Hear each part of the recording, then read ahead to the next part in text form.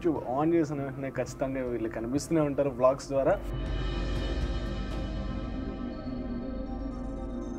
Hi Nandi గారు. Hi అండి.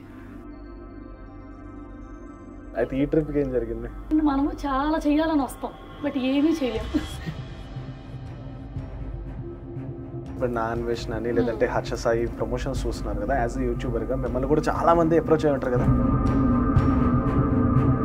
ఇప్పుడు మీరు అంటున్న పేర్లు కూడా వాళ్ళు నాకు తెలియదు. బెట్టింగ్ అనేది ఒక ఎడిక్షన్. సో అది ఎవరు ఆడతారు అంటే డబ్బు లేని వాళ్ళే ఫస్ట్ ఆడతారు. సో ఇందా ఫస్ట్ చెప్పారు కదా, అంటే ఇండియాలో గెలవలేక నేను అక్కడికి వెళ్ళాను, యూకే వెళ్ళారు, అక్కడ గెలిచాను. ఇక్కడ ఏం గెలవాలనుకుని అవ్వలేదు, అక్కడ ఏం ఇప్పుడు ఓడిపోయినట్టే ఉంది బేసిక్. ప్లేయర్ అబ్సెషన్ చాలా ఎక్కువ ఉంది ఇండియాలో. And you know what, 1 year